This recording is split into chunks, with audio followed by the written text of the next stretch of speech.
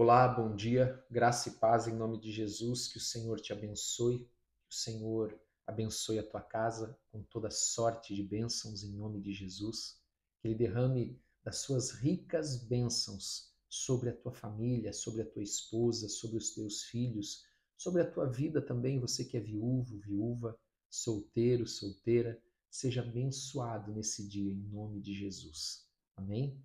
Quero convidar você a abrir a tua Bíblia na primeira epístola de Paulo a Timóteo, o capítulo de número 6. Enquanto você encontra, nós vamos orar.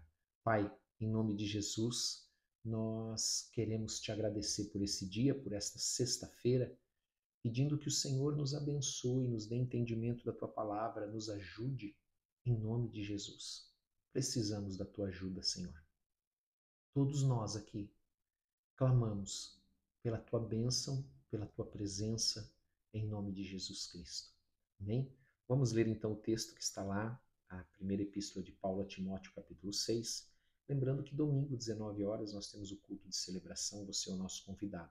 Amém? Daqui a pouco, 7 horas, nós já temos o devocional com a pastora Ana. E hoje, às 21 horas e 30 minutos, a oração da noite. Hoje nós vamos continuar, é o último capítulo da primeira epístola de Paulo a Timóteo.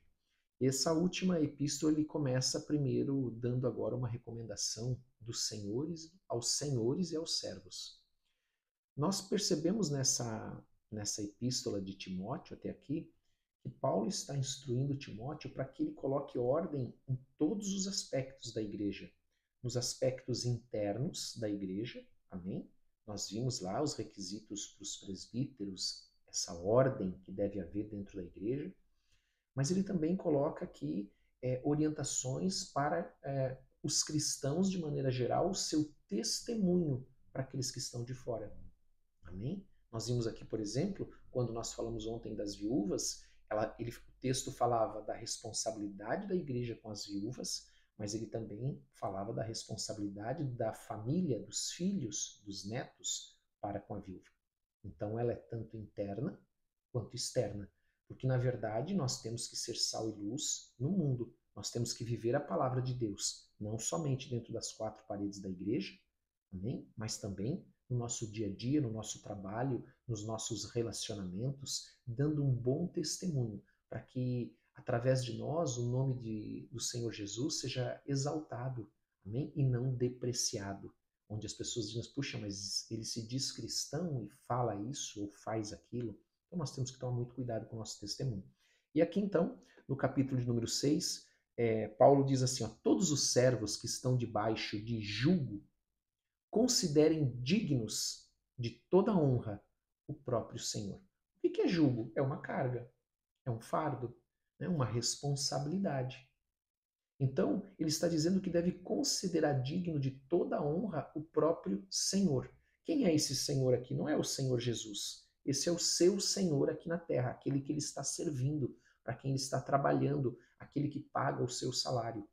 Para que o nome de Deus e a doutrina não sejam blasfemados. É exatamente isso. Nós somos uma vitrine onde as pessoas olham para nós e elas ou vão ver em nós e glorificar a Deus ou vão blasfemar o nome de Deus dizendo, olha, esse se diz crente, então não quero servir um Deus se quem serve esse Deus vive dessa forma. Né? Ele continua, também os que têm Senhor fiel, ou seja, o que é um Senhor fiel? É aquele que é cristão, que não é ímpio. Ali, aqueles que são ímpios devem ser tratados com toda honra pelos servos. E aquele que é cristão, que tem senhores fiéis, cristãos, convertidos, não o tratem com desrespeito, porque é irmão. Isso é muito comum. É muito comum isso. Amados, a pessoa não entender e não separar isso na hora de trabalhar. Entende? Então nós precisamos tratar com todo respeito aqueles que para quem nós trabalhamos como colaboradores, né? Vamos usar um termo bem contemporâneo, colaborador que paga o nosso salário, nós temos que tratar com todo respeito, não tratar com desrespeito, principalmente quando ele é cristão, achando que ele precisa entender, que ele tem alguma obrigação para comigo nesse sentido. Então nós temos que tomar muito cuidado com isso. Pelo contrário, Pelo contrário, olha só o que ele diz: trabalhem ainda mais, pois ele que partilha do seu bom serviço é crente e amado. Então nós devemos trabalhar ainda mais, nos esforçar ainda mais quando o Senhor, ele é um Senhor cristão. Amém? O patrão, né? Vamos usar esse termo. Ensina e recomenda estas coisas. Veja, é o procedimento do cristão lá fora. Então ele vem agora falando mais uma vez dos falsos mestres e o perigo das riquezas. Porque, amados, os falsos mestres que pregam heresias e que pregam um evangelho ali, água com açúcar, centrado no homem, de todos eles têm como característica a avareza, o amor ao dinheiro. Então ele começa e diz assim: se alguém ensina outra doutrina e não concorda com as sãs palavras de nosso Senhor Jesus Cristo e com o ensino segundo a piedade. Então, se alguém ensina uma doutrina diferente daquilo que Jesus ensinou, se alguém não busca viver em santidade, piedade fala disso, viver a palavra e com isso buscar viver sempre em santidade. Então, este aí diz: se alguém ensina outra doutrina e não concorda com as palavras do nosso Senhor, Jesus Cristo, e com o ensino segundo a piedade, é enfatuado, nada entende, mas tem mania por questões e contendas de palavras. Vive a discutir, a brigar, a apontar o dedo, a acusar, briga por palavras, por definições, faz esse tipo de confusão, porque na verdade eles não concordam com a doutrina de Cristo. Então eles querem distorcer, eles querem mudar, eles querem dar um jeitinho. Tem elementos da doutrina, mas ela não é pura, ela é contaminada. Então diz aqui de que nascem inveja, provocação, difamações e suspeitas malignas. Então são características desse lugar. Esse lugar é um lugar onde há muita inveja. Por isso também há muita provocação. Também há muita difamação, um caluniando o outro. Suspeitas malignas, apontar o dedo, acusar. Porque, amados, eles não vivem o amor ao próximo. O segundo mandamento, o segundo e maior mandamento, amar o próximo como a nós mesmos. Porque o amor dele não é para com Deus e nem para com os irmãos. O amor é para com o que Deus pode dar. O amor é para com as coisas do mundo, ao dinheiro. E ele continua: altercações sem fim por homens cuja mente é pervertida e privados da verdade.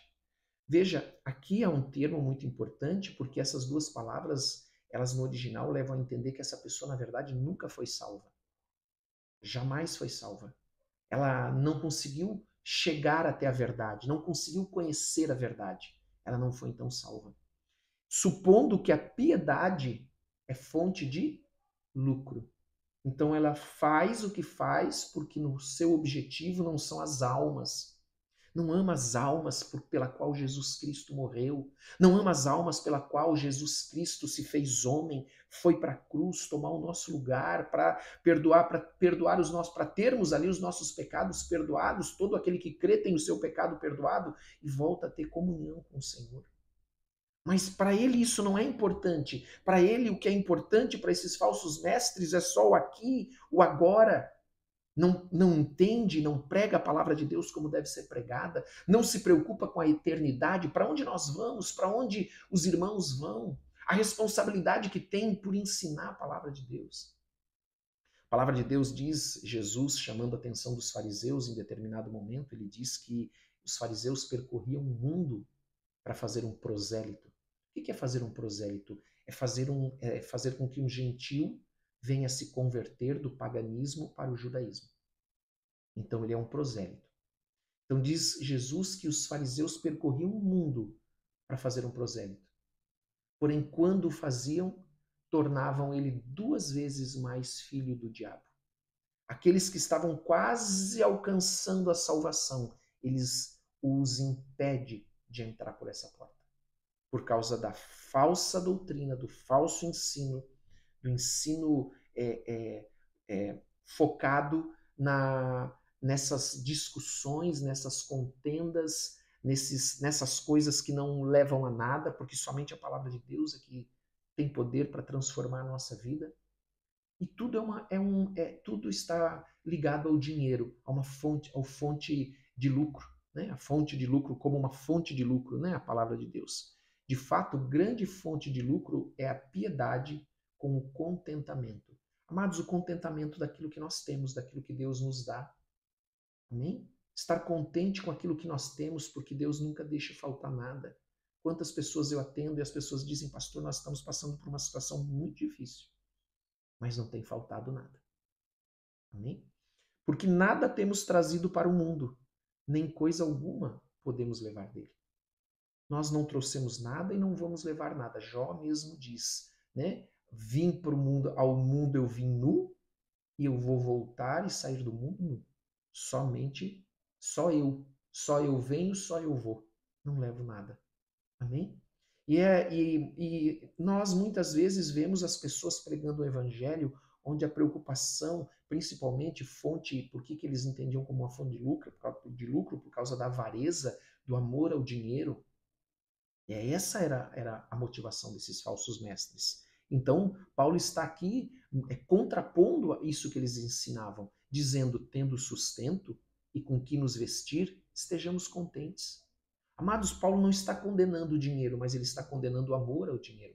Paulo não está condenando que as pessoas, por exemplo, estudem, tenham um trabalho melhor, ganhem mais, mas tudo está ligado ao amor ao dinheiro, à motivação lá dentro do coração. Quando a motivação é a avareza, é o amor ao dinheiro, aí está tudo errado.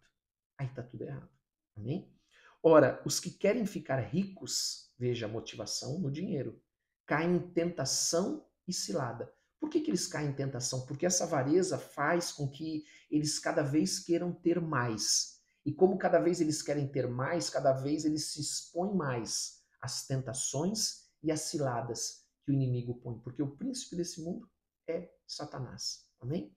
E em muitas concupiscências. O que são concupiscências? Desejos insensatos e perniciosos, ou seja, que vêm contaminar a fé, que vem nos tirar do caminho, que vem nos afastar. E ele diz, como resultado disso, os quais afogam os homens na ruína e na perdição.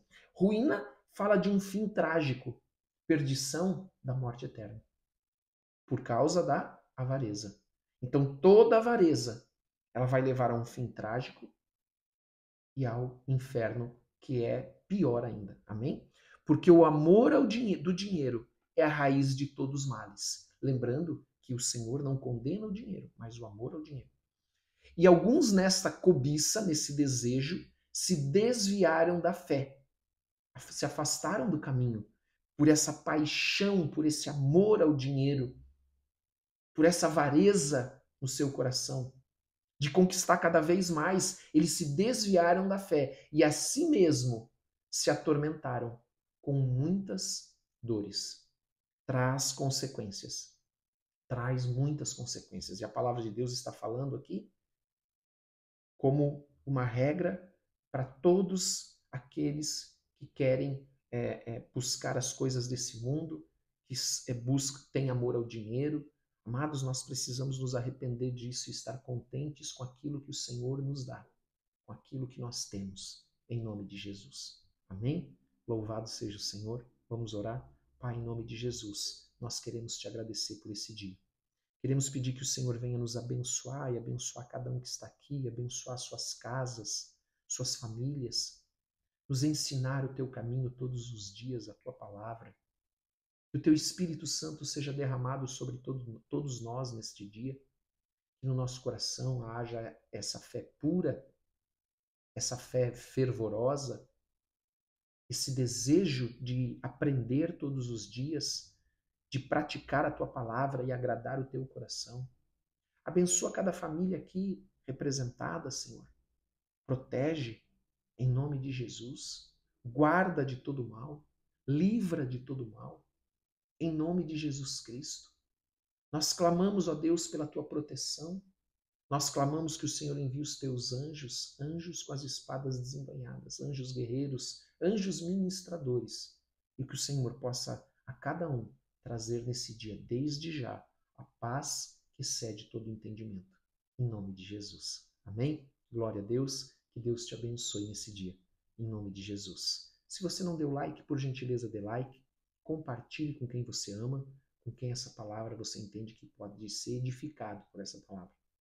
E também não esqueça de colocar nos comentários o teu pedido de oração. Nós sabemos o quanto ele é importante para você. Nós oramos por todos, em nome de Jesus. Amém? Deus te abençoe. Tenha um ótimo dia, em nome de Jesus.